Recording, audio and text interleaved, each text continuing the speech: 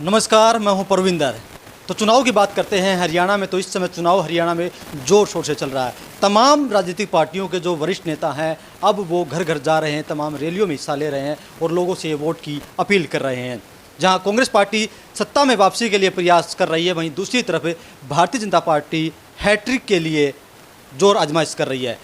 इस वक्त हम झज्जर में मौजूद हैं और हमारे साथ कई खास मेहमान हमारे साथ यहाँ पर मौजूद हैं, जो कि कप्तान सिंह बिरधाना भारतीय जनता पार्टी के झज्जर से उम्मीदवार हैं, वो हमारे साथ मौजूद हैं। यूपी से भारतीय जनता पार्टी के एमएलए हैं वीरेंद्र सिंह हैं। दूसरी तरफ भारतीय जनता पार्टी की प्रदेश महिला अध्यक्ष प्रियादर्शनी जी हैं। तो हमारे साथ कई खास मेहमान यहाँ पर मौजूद हैं। सर, मैं आपसे जानना चाहूँगा, आप यूपी से आए हैं हरियाणा में चुनाव प्रचार के लिए, आपको यहाँ पर माहौल कैसा लगा? माहौल बहुत अच्छा है और जो कांग्रेस ने झूठे वायदे किए थे उनका जवाब देने के लिए जनता तैयार है। और झज्जर इलाका में तो मैं ये देख रहा हूँ कि एक तरह से भारतीय जनता पार्टी की लहर है और जनता बदलाव चाह रही है। लोग कह रहे हैं कि ये भूपेंद्र सिंह हुड्डा का गढ़ है, भूपेंद्र सिंह हुड्डा जिसे टिकट देते हैं वो पार हो जाता है। तो क्या माहौल इस बार बदला है या आपको वहीं लगता है? गढ़ तो राजा महाराजाओं के भी ढह गए, समय आने पर बड़े बड़े बुलंद दरवाजे वह ढह गए।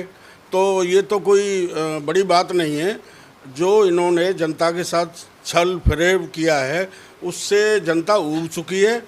अब पूरे हरियाणा में एक बदलाव की ब्यार है और यहाँ से भी झज्जर से हम चारों सीट जीतने जा रहे हैं। कांग्रेस पार्टी कह रही है कि बीजेपी से अपना हिसाब दो, आप लोगों ने 10 साल में कोई काम नहीं किए विकास के। यहाँ स्थानीय विधायक 15 साल से है, पहले वो अपना हिसाब दें 15 साल में उन्होंने क्या कराया। और हरियाणा सरकार से, भारतीय जनता पार्टी की सरकार से जो भी पैसा आया इन्होंने वापस कर दिया, उसको विकास में नहीं लगाया। मैं तो 15-20 दिन से पूरे क्षेत्र में घूम रहा हूँ, हर मंडल में मैं गया हूँ, देख रहा हूँ विकास के नाम पे कुछ है ही नहीं, सिवा बर्बादी के कुछ दिख ही नहीं रहा है। यहाँ भारतीय जनता पार्टी का हमारे जो लोकप्रिय प्रत्याशी हैं कप्तान सिंह बिरधाना, वो चुनाव जीत के आएंगे, इस क्षेत्र का विकास कराएंगे, ये मैं आपसे वादा कर रहा हूँ। गीता भुक्कल मंत्री रही है, लगातार वो विधायक बन रही कांग्रेस पार्टी से, तो उस मजबूत कैंडिडेट को हराने के लिए आप लोगों ने क्या रणनीति बनाई है? वही तो भाजपा को फायदा मिलने वाला है। ये मंत्री रहीं, ये स्थानीय विधायक रहीं, इनके रहते हुए इन्होंने क्या विकास कराया उसको तो बताएं, वो जनता पूछ रही है इनको। और वो आस लगा के बैठे कि भारतीय जनता पार्टी का हमारा विधायक बनेगा, वो हमारा विकास कराएगा। जी, हमारे साथ महिला प्रदेश अध्यक्ष भी है। जी, अगर हम झज्जर की बात करते हैं तो बीजेपी के कई नेता जो हैं वो बीजेपी को छोड़कर कांग्रेस पार्टी में शामिल हुए, तो क्या इससे पार्टी कमज़ोर हुई है यहाँ पर? देखिए, जब चुनाव होता है या किसी का टिकट कट गया, किसी को टिकट मिला, एक स्वाभाविक प्रक्रिया है। लोग गए हैं तो लोग हमारे पास आए भी बहुत हैं। ऐसा नहीं है कि लोग किसी के जाने से कोई फ़र्क पड़ता है। अगर जा रहे हैं तो आ भी रहे हैं, उनके लोग भी हमारे पास आ रहे हैं।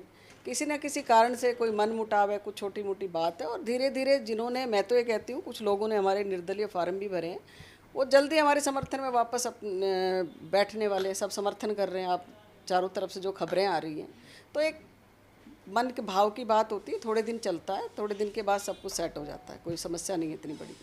आप पूरे हरियाणा में भ्रमण कर रही हैं, लगातार घूम रही हैं, तो आपको माहौल यहाँ पर बेहतर लगा बीजेपी का या दूसरी जगह पर? देखिए, मैं पूरे प्रदेश महिलाओं का काम है मेरे पास, बहनों की आवाज़ बनकर मैं पूरे प्रदेश में घूमती हूँ और मुझे कहीं भी ऐसा नहीं लगा जिस तरह का ये शोर इन लोगों ने, क्योंकि ये डरपोक लोग हैं और जो डर जिनको लगता है ना, वो इस तरह की षड्यंत्र, अफवाहें, ये सब चलाने का काम करता है। कहीं भी, किसी भी ज़िले के अंदर, किसी भी सीट के ऊपर ऐसा कुछ नहीं है कि कांग्रेस की सरकार बन रही। मैं आज आपको, आपके माध्यम से, महिला शक्ति की तरफ से आपको मैं 100% आश्वासन देती हूँ कि भारतीय जनता पार्टी की सरकार तीसरी बार डबल इंजन की सरकार बनने जा रही है। नायब सिंह सैनी जी हमारे मुख्यमंत्री 100% बनेंगे। आप इस महिलाओं का प्रतिनिधित्व कर रही हैं और लगातार भूपेंद्र सिंह हुड्डा इस बात को उठा रहे हैं कि इस सरकार में महिलाओं के खिलाफ लगातार अत्याचार बढ़ रहे हैं। आपने देखा है, आप 9 साल से पहले का इतिहास नारी का देखिए ना, क्या कोई महिला घर से बाहर निकलती थी? मोदी जी जब 2014 में उन्होंने सबसे पहले जब शपथ लिया था तब सबसे पहले आगाज़ किया हरियाणा की पानीपत की धरती से, जहाँ पर एक बड़ी गंदी मानसिकता और इन कांग्रेसियों की चलाई हुई मानसिकताएं हैं जो डाली हुई थी, जो बेटी को बोझ समझा जाता था। उस बेटी को बचाया, पढ़ाया, लिखाया और उसको सम्मान योग्य बनाया कि आज वो अपने माँ बाप का नाम भी रोशन करती है और अपने ससुराल का नाम भी रोशन करती है और देश के लिए सोना लेकर आती है। तो ये जो जितना मान सम्मान, मैं तो कहती हूँ जीवन दान एक बहुत बड़ी बात है। जब बेटी को जो आदमी बचा सकता है वो उन पर अत्याचार कब बढ़ावा कैसे दे सकता है? ये तो इनकी गंदी मानसिकता है जिसके कारण इस तरह की बातें करते हैं। एक आपकी पार्टी के बड़े नेता कह रहे हैं कि नायब सिंह सैनी जो है, अगर पार्टी तीसरी बार सरकार बनती है तो तीसरी बार वे सीएम वे बनेंगे, लेकिन अनिल विज ने कहा है कि मैं सीएम बनूंगा। तो क्या पार्टी के अंदर एक मत एक राय नहीं है? देखिए, विज साहब हमारे बहुत ही आदरणीय हैं, पिता तुल्य हैं। उन्होंने क्यों कहा, क्या कहा, उनका अपना बात है, लेकिन शीर्ष नेतृत्व ने और हरियाणा की जनता ने सब ने तय कर रखा है कि हमारे मुख्यमंत्री नायब सिंह सैनी जी ही रहेंगे। ऐसी कोई भी बात किसी के मन में नहीं है। नायब सिंह सैनी जी ही मुख्यमंत्री रहेंगे। जब हम रोहतक की बात करते हैं तो रोहतक से निकल के आता है भूपेंद्र सिंह हुड्डा का नाम। कहते हैं कि वे लोग हमारा गढ़ है, तो क्या आप लोग इस गढ़ में सेंधमारी कर पाएंगे? सेंधमारी तो होगी। इतना बड़ा महिलाओं का सम्मेलन, जब नारी शक्ति बाहर किसी सभागार में आ रही है, ये बदलाव किसने दिया? यशस्वी देश के प्रधानमंत्री ने दिया। ये शक्ति महिलाओं को किसने दी? नहीं, महिलाओं को नेता किसने बनाया? देश के प्रधानमंत्री नरेंद्र भाई मोदी ने बनाया। जिन महिलाओं को घर से बाहर निकलने की इजाज़त नहीं थी, आज वो इतने बड़े सभागार के अंदर भाषण देती हैं, गाना गाती हैं, नाच कूद कर रही हैं। तो ये जश्न मन रहा है ना। और ये जश्न इसीलिए मन रहा है कि यहाँ भारतीय जनता पार्टी का कमल का फूल खिलने वाला है। 10 साल से आपकी सरकार थी हरियाणा में, और अब ओम प्रकाश धनखड़ ये कह रहे हैं कि झज्जर में विकास नहीं हुआ। तो वजह क्या रही? आप लोगों ने विकास नहीं करवाया? देखिए,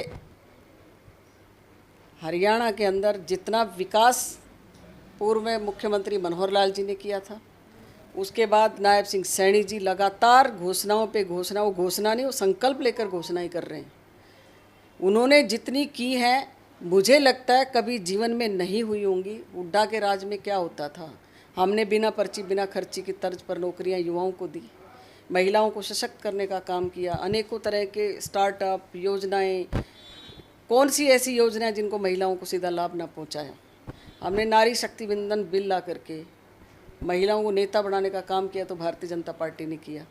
आज हर घर के अंदर नारी अपने सम्मान के साथ अपनी अर्निंग का सोर्स बनाती है, अपना स्टैंड ले रही है, अपने जीविका अच्छा कमाने, अपने बच्चों को अच्छी शिक्षा दीक्षा देने का काम कर रही है ना। तो ऐसा नहीं है। और धनखड़ साहब ऐसी बात कह नहीं सकते जैसा आप कह रहे हैं। उन्होंने मन से कहा कि भाई 30% विकास हुआ यहाँ पे, कुछ विकास साहब हमारे बहुत स्पीच हमारे पास रिकॉर्डेड। धनखड़ साहब हमारे, आप लोग तो पता नहीं आप कैसे दिखा देते हो। धनखड़ साहब हमारे शीर्ष नेता हैं, बड़े नेता हैं, देश के हमारे हरियाणा के प्रदेश अध्यक्ष रहे हैं। उन्हें यहाँ का चाणक्य कहा जाता है। वो ऐसी बात कैसे कह सकती है? नहीं, ऐसा नहीं हो सकता। उनको पता है कितना विकास हुआ, ही नोज। बड़े ऐसे व्यक्ति के बारे में आप मुझसे ये बात सवाल कर रहे हैं, तो मैं नहीं मानती इस बात। हम हरियाणा की बात करते हैं, तो हरियाणा में आप अपना मुकाबला किससे देखते हैं, किस पार्टी से है? हमारा मुकाबला किसी से कोई है ही नहीं हमारे सामने। ये लोग जो षड्यंत्र चला था इनका, एक विशेष वर्ग को परगलाने का, झूठ बोला इन्होंने कि संविधान बदल देंगे, आरक्षण ख़त्म कर देंगे, महिलाओं के खातों में 5 तारीख को खटाखट 8500 रुपये आएंगे। ये 2 झूठ इस तरह के चलाए इन्होंने, जो भोली भाली जनता है वो कहीं ना कहीं षड्यंत्र में फंस गई।